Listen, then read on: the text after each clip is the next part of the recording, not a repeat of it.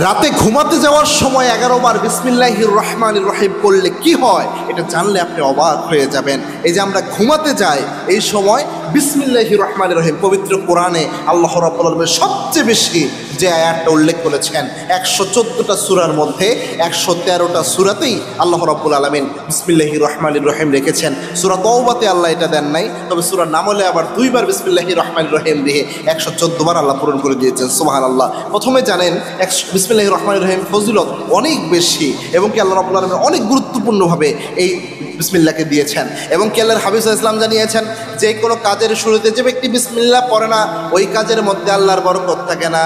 কোনো কাজের মধ্যে যদি কোনো ব্যক্তি বিসমিল্লাহ পড়ে শুরু করতে পারে ওই কাজের মধ্যে আল্লাহ বরকত ঢেলে দেয়। একবারও ওমর রাদিয়াল্লাহু আনহুর সময় রোম সম্রাট ওমর রাদিয়াল্লাহু আনহুকে চিঠি দিলেন। ওমর আমার মাথা সব সময় ব্যথা করে, ওমর রাদিয়াল্লাহু আনহুর কাছে চিঠি পাঠালেন। খলিফাতুল মুসলিমিন ওমর রাদিয়াল্লাহু আনহু তিনি যখন এই চিঠি পেলেন ওমর রাদিয়াল্লাহু আনহু ওই রোম সম্রাটের জন্য একটা টুপি হাদিয়া পাঠালেন।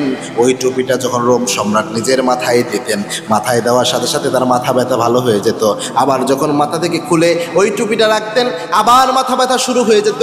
রোম সম্রাট চিন্তা করলেন এই টুপির মধ্যে কি এমন জিনিস রয়েছে এটা মাথার মধ্যে দিলে মাথা ব্যথা ভালো হয়ে যায় আর মাথা থেকে খুললে মাথা ব্যথা আবার শুরু হয়ে যায়। রোম সম্রাট টুপিটা খোলা শুরু করলেন। খুলতে খুলতে রোম সম্রাট দেখে টুপির মধ্যে লেখা রয়েছে বিসমিল্লাহির রহমানির রহিম। সুবহানাল্লাহ। এই জন্যে বিসমিল্লাহির রহমানির রহিম অনেক গুরুত্বপূর্ণ প্রিয় ভাইয়েরা। এই বিসমিল্লাহির রহমানির রহিম রাতের বেলায় কেন বললাম?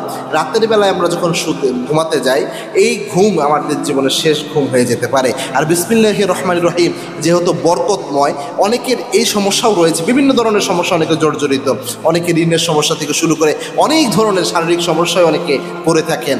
আপনারা বিসমিল্লাহির রহমানির রহিমের যেহেতু বরকত রয়েছে আল্লাহর বরকতই একটি আয়াত এটা, সুতরাং এই আয়াতটা 11 বার মিনিমাম যে সমস্যাটা আপনার রয়েছে এই সমস্যার নিয়ত করে 11 বার পড়ে কোরআন সুন্নাহ ভিত্তিক যে দোয়াগুলো রয়েছে এই দোয়াগুলো পড়বেন, পড়ে এরপরে ঘুমাবেন, তাহলে দেখবেন কোনো না কোনো ফজিলত আপনি ইনশাল্লাহ পাবেন। তবে এইভাবে 11 বার পড়া এটাকে আপনি বাধ্যতামূলক মনে করবেন না। 11 বার এই জন্যই বললাম যে কোনো জিনিস বেজোর সংখ্যা পড়া এটা হচ্ছে নিয়ম, আলেমরা প্রেসক্রাইব করে। ইন্নাল্লাহু বিত্রুন ইউহিব্বুল বিত্র, আল্লাহ নিজে বেজোরকে আল্লাহ রাব্বুল আলামিন পছন্দ করে। এই জন্য 11 বার বললাম, 7 বারও পারেন 5 বারও পারেন, কোনো সমস্যা নেই। বেজোর সংখ্যা পড়বেন এবং এটাকে বাধ্যতামূলক মনে করবেন না যে এটা করলে এটা হবেই হবে, এরকম না।